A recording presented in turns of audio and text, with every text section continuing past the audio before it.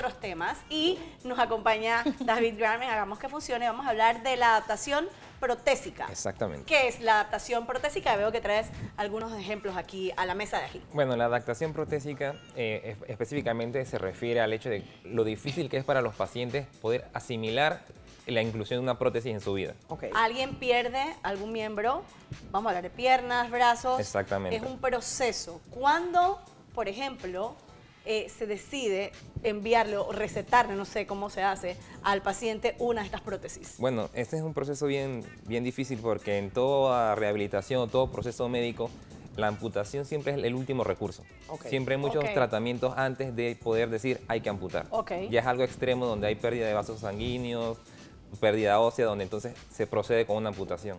Y ahí traje este ejemplo porque estos son uno de los ejemplos de las prótesis que muchas personas les cuesta adaptarse. Okay. Por ejemplo, las prótesis sobre rodilla, ya cuando es una lesión transfemoral, muchas personas a veces les cuesta porque como tienen un control de rodilla ¿A qué te refieres, y disculpa, con transfemoral? por encima de la rodilla. Encima de la Ok. rodilla. ¿Por qué es muy difícil para las personas? Por el control de la rodilla en sí, la rodilla protésica, Claro. para poder adaptarse a la marcha. Y muchos Claro. pacientes se frustran porque sienten que no vuelven a caminar de la misma manera. Claro, claro, y todo esto cambia. tiene un proceso terapéutico en todos los sentidos. Antes de llegar a usar una prótesis, o sea, una terapia física, una terapia psicológica, ¿hay esto integralmente? Ese es el detalle, eso es lo que frustra a los pacientes. Porque cuando pasan de la cirugía y vienen ya la parte de la evaluación, que pasan por una evaluación fisiátrica, cuando van a la parte de la protesización, que le toman los moldes, muchas veces no reciben la orientación adecuada de cómo son los procesos que deben seguir. Claro. ¿Qué sucede? Lo primordial en este proceso es la parte psicológica, porque si la persona psicológicamente no se prepara para saber que va a recibir una prótesis, le cuesta mucho después adaptarse. ¿Qué sucede también? Muchos pacientes cuando pasan a la parte de fisioterapia, ellos esperan que el fisioterapista les diga cómo usar la prótesis. Pero el fisioterapista no es el que está orientado para decirles cómo usar la ¿Quién es, prótesis. entonces? Ese es el otro detalle. Después van donde el protesista. Ajá. El protesista tampoco es el que les indica a ellos cómo manejar la prótesis en la vida diaria. Él es el que se las confecciona y el que se las alinea. Se las hace, claro, se las hace para que tengan la antropometría correcta. Exacto. Pero yo pienso que esto es un tema de ensayo y error y de práctica y de volver a aprender a caminar como aprendiste a caminar cuando estabas Exacto. pequeño. Hay terapia de enseñar a caminar. ¿Qué sucede? Como cuando uno estaba chiquito. Exacto. Hasta los deportistas, cuando van a empezar a practicar un deporte, se les enseña cómo correr y cómo caminar. Eso es cierto. Pero ¿qué sucede? Muchos pacientes cuando pasan por este proceso protésico, cuando van a la parte de la evaluación de la alineación, que se les pone en una barra paralela, piensan que ahí es donde se les enseña cómo caminar.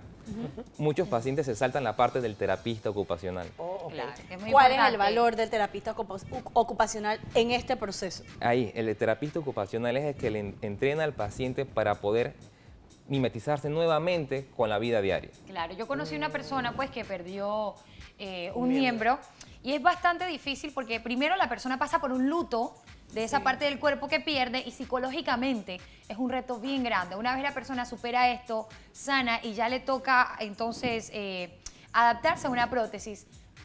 Antes de eso, como que en ese intermedio, tú sabes lo que llaman miembro fantasma, que es Exacto. que la persona todavía siente que tiene el brazo y tiene el reflejo de usar el brazo o usar la pierna y qué tal, y a veces allí es donde vienen muchos accidentes. Ahora, ¿qué pasa, por ejemplo, yo sé que no eres psicólogo, pero en la parte psicológica también supongo que hay muchos problemas porque la persona de repente cuando se pone la prótesis todavía siente que tiene, digamos, con esta que veo que está Bastante complicado. arriba de la rodilla, Ajá. siente de repente la necesidad de flexionar la rodilla, ya no lo puede hacer, siente la necesidad de flexionar el brazo, ya no lo puede hacer. ¿Cómo manejas tú con la terapia los nuevos movimientos de la persona? Esa parte es bien difícil. Ahí viene mucho la parte psicológica, para que la persona acepte que perdió el miembro. Luego viene la parte de la sensibilidad sobre la cirugía que se le confeccionó, porque muchas veces queda con hipersensibilidad y eso muchas Correcto. veces hace que la persona tenga la sensación de que todavía le pica la pierna y vienen muchos procesos con lo del miembro fantasma. Un ejemplo muy claro con eso, las prótesis de miembro superior. Cuando las personas pierden un brazo, les es muy difícil adaptarse. ¿Es más difícil los brazos que las piernas? Muchas personas dicen que es más difícil los brazos que las piernas, Ok. por la gama de movimientos que uno realiza ¿Y con los cómo es el brazos. tema, por ejemplo, disculpa que te interrumpa, cuando por ejemplo tú tienes una lesión, tienes un esguince o de repente tienes una fractura, siempre hay una parte de la terapia que se llama propiocepción, que es Exacto. como esta cosa de conservar otra vez el balance y tal y cual. Cuando no hay un miembro, ¿cómo es el tema de la propiocepción? Es bien difícil porque psicológicamente muchas personas todavía sienten que tienen la pierna y cuando quieren hacer un apoyo sienten que tienen la pierna y no regulan bien lo que es la alineación del pie con la rodilla y muchas veces se caen. Y ese es muchas veces el miedo de usar una prótesis. Muchos prefieren no usarla para saber que no la tienen y usar una muleta porque sienten que tienen Claro mejor que sí. apoyo. Ya. Y Para sucede lo saber mismo. como quien dice con qué cuentan. Exacto, y lo mismo pasa con los brazos. ¿Y Cuando eso es una persona, independiente de cada persona o lo más recomendable es que la persona aprenda a usar la prótesis? lo más recomendable es que aprenda a usar la prótesis. Muchas personas tienen una parte también psicológica después de una amputación. Tienen una negación total. Usan la prótesis y quieren actuar como si no tuvieran prótesis.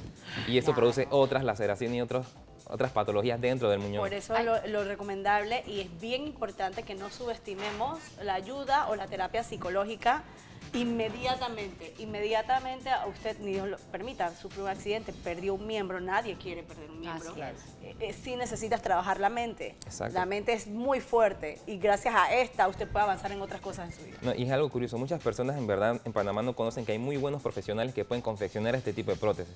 Entonces, al no saberlo, piensan que es inalcanzable poder, digamos un ejemplo como esta, una prótesis sobre rodilla que tenga una rodilla con un bloqueo sumamente sencillo, liviana y que tenga gran grado de movilidad. Claro. Y mira, si uno lo toca pareciera una pierna normal cuando se le claro, adapta. seguro. Entonces, Seguro que sí. en Panamá hay muy buenos profesionales. Por eso yo admiro mucho a Rigoberto Paredes, que fue el que me prestó estas prótesis. Y para que vean el grado de, Wow. de De- trabajo de- que se de tiene en trabajo Panamá. que se Hechas aquí en Pero Panamá. mira Hechas aquí en Panamá. qué importantes son estos temas, porque hasta en las películas a veces vemos que las personas están acostumbradas a no utilizar las prótesis, consiguen el balance, el equilibrio pues corporal y luego cuando le colocan la prótesis la persona se cae. Exacto. Y la mayoría son casos pues de la vida real. Es muy importante que sepamos también el reto por el cual pasan estas personas y que nosotros sirvamos de apoyo. Seamos más empáticos. Muchísimas Así es. gracias, Gracias a David. ¿Tus ustedes. redes sociales para puede consultas? contactarme en mi Instagram, DavidDanPG, y también en Twitter de la misma manera, y mi celular es el 62430805. Así es.